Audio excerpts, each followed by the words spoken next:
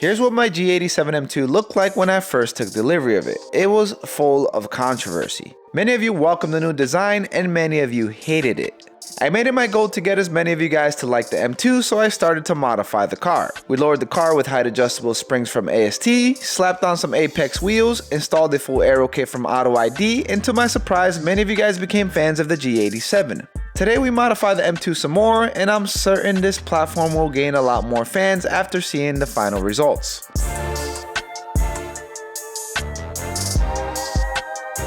More mods for the M2 today. We're going to be installing some stuff that I've been kind of collecting over the last few weeks. First up are these carbon fiber kidney grills that have a slightly different design than the OEM ones. They have a single horizontal slat versus 3 of them. And I think because of that, it's going to give a car a much more aggressive look. We also have these carbon pieces that overlay the front air ducts on the front bumper. Installation for these, I'm not really looking forward to, but we'll see how it goes. And you guys knew I had to upgrade the steering wheel. I always do that with all my BMWs. This one is an M Performance style one, so we have Alcantara on the side, leather, top and bottom, and we have the blue strip. When it comes to driving, this is the one thing you hold on to all the time, and it makes a major difference. We got more carbon fiber, but this time for the rear bumper. This should be the easiest thing to install out of everything we have here on the table. And lastly, we have some I&D painted front reflectors to match the Zenford blue. I've had these orange ones on the car for way too long, and I should be ashamed of myself. I don't remember ordering this. Maybe I did. But this is I&D gloss black painted M2 emblem, so we can get rid of the silver one that we currently have on the car. Guys, we do sell all these upgrades directly on our website. I'll make it really easy for you guys. If you're interested in any of these parts, I'll have them linked down in the video's description. Make sure and stick around to the end of the video. Kind of have a surprise for you guys. It's a pretty outrageous mod that some of you guys may not like, and I know a lot of you guys won't like. And I'm not sure if I'm gonna install it yet. So I'm gonna try to do the most challenging upgrade first. The kidney grills, as you guys can tell, this is where it clips onto. Meaning I can't just pull the kidney grills out this way. They remove from the inside. So you bring them in, clip them in place, which probably means I have to remove the front bumper just to do that. I guess the only real benefit is if I take off the bumper, then I can easily do the front reflectors as well while I'm there. But in order to just kind of find out and hopefully make it easier for you guys, I will attempt to do the kidney grills without taking out the front bumper entirely. Maybe I can just kind of pull on this a little bit, make enough room to pull it out. I don't think it's gonna work out, but we'll give it a shot.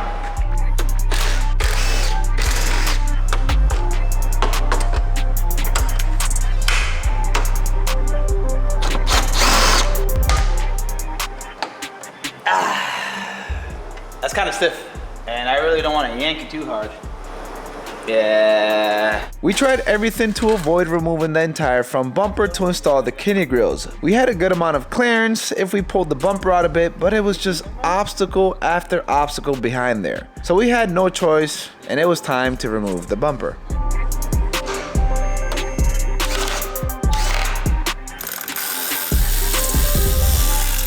That's what I needed access to, was that mill that's right here. Obviously you can probably just partially remove the fender liner and peel it back so you get access to it. I just took the whole damn thing off, whatever. I don't know how to do that.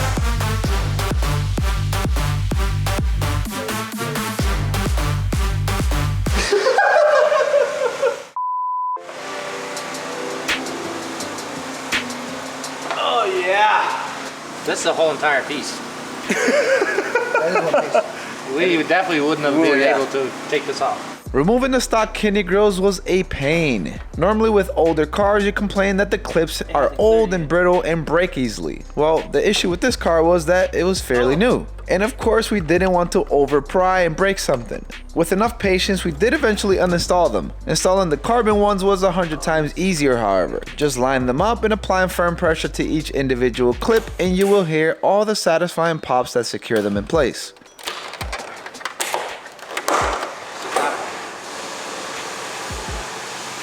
Me like it. So to do the reflectors, you got some tabs here. Pull this out a little bit, and I think you should be able to get enough access to the reflector. And we're gonna have to soften up the adhesive that's around the edges. So we'll use the heat gun for that. And then we should be able to pry it off, snake it out, and then get the replacement ones in there. Thank you, kind sir. Yeah. chain when I pass in the street. Bag of money in the passenger seat. Simcoe's been asking for me on the. By the way, the reason these are gonna fit really good is because they're actually OEM reflectors that I&D decided to paint match to whatever color your car is. And a lot of other parts. So we have most of the parts on our website. So again, check us out. These are M Performance style. And I don't understand why BMW decided to do such a, what's a politically correct word I can use?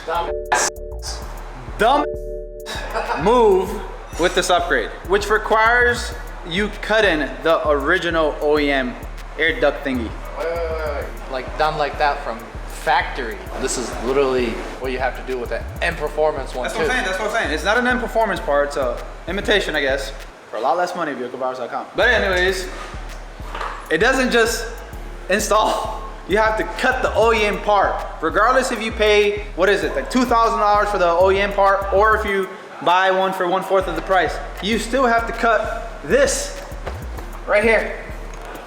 That. Yeah, it has to be clean shaven, and then this overlays with double-sided tape, and this section is the PDC sensor. And this kind of replaces the portion that we're about to cut out, which makes no sense. But I'm gonna do it anyways. Yes. BMW, why not just make a straight line instead of sideways line? What's the reason here? Am I missing something?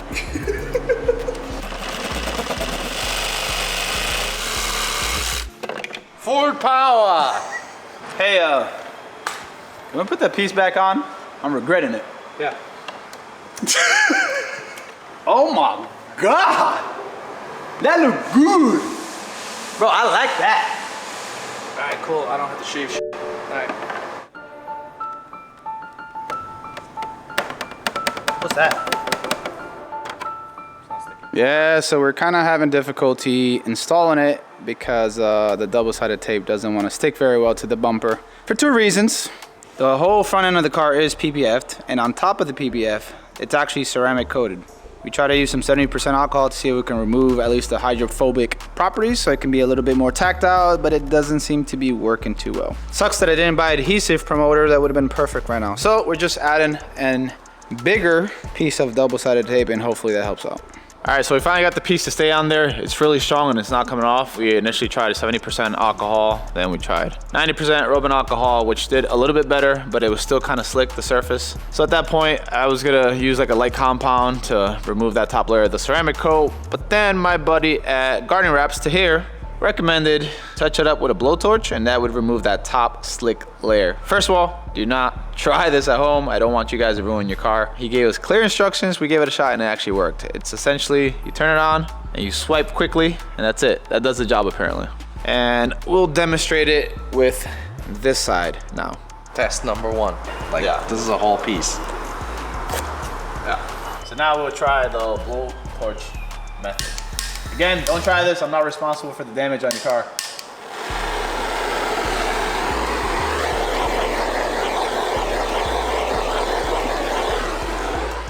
That's all it takes.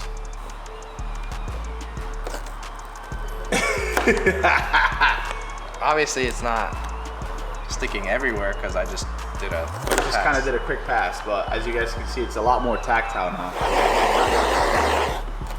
Yeah, you see that? That is pretty crazy. I don't know what the magic is here, but it works. Science. Science. Let me floss, risk high, meal time, flip buns to me breaking bread at a time. Did it pull out the whip, it's honest to get. Sun up the sun up. All right, moving on to the rear section of the car. Went ahead and removed the rear bumper winglet from Auto ID so I could have more room to prep the surface and lay the upgrade. We also mocked up the carbon piece, which we use blue tape so we can line it up correctly, and we got a piece right there as well. This is the one mod that I was super skeptical about. I didn't expect it to look very good, but I wanted to give it a shot, especially since I had the rear side carbon pieces installed. My thought process here was that it would flow well with the rest of the carbon and unify everything. The trunk badge was up next, and it was beyond easy and didn't require a fish line to remove. All we used was the pry tool that I&D offers as an option and gently shoveled the badge off. And since we taped the location of the badge, installing it perfectly was a breeze. So that is the rear of the car. The IND gloss black painted M2 badge, I think looks much better than the silver one as it goes with the rest of the back. Just gotta figure out what to do with the exhaust. I don't know, too much carbon? Nah. All right, so the last thing to install is the M Performance style steering wheel. And after we do that, I'll show you guys that decided to stay to the end of the video, the surprise that I'm talking about. And I messed up. I got the wrong steering wheel. This particular one is meant for cars equipped with the automatic transmission, which utilize paddle shifters, which clearly my car doesn't have since it's a 6-speed manual. Technically, I could still install it, but I'd then end up with paddle shifter cutouts that were visible the minute you open the driver's side door. If you guys know me well enough, you would know that that is a big no-no. I am way too picky. So it's a damn shame that we couldn't get the steering wheel on. But anyways, for those of you guys that stuck around to the end of the video, I'll show you that surprise. Pretty crazy. Let me show you.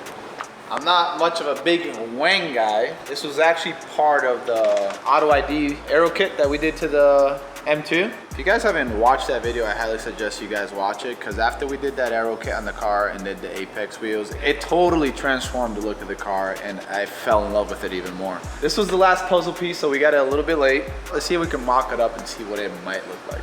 This was their secondary option. I just did the trunk spoiler.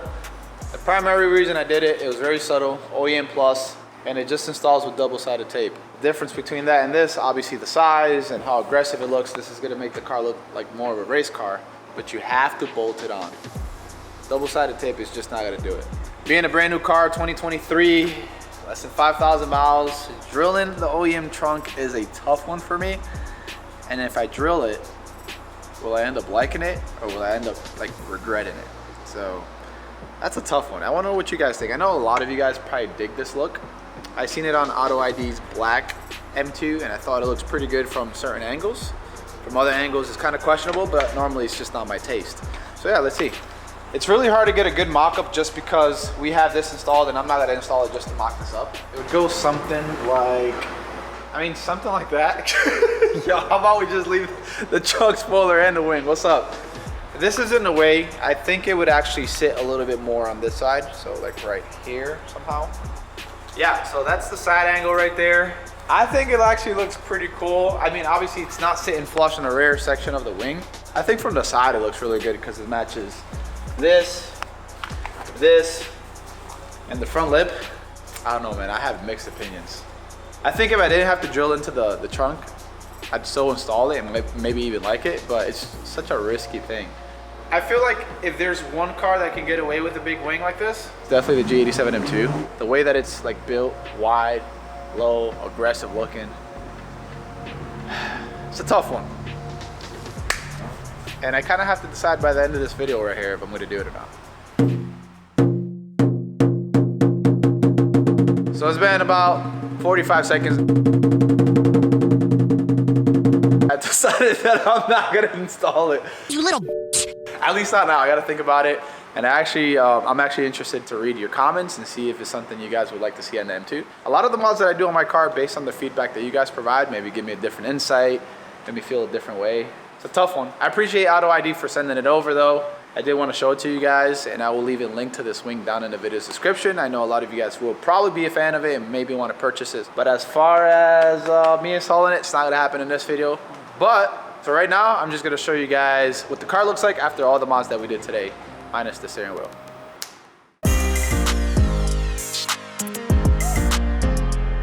Before installing these mods, I was extremely nervous. I mean, everything we installed is easily reversible, but I really wanted to love the setup. And thankfully, I love it.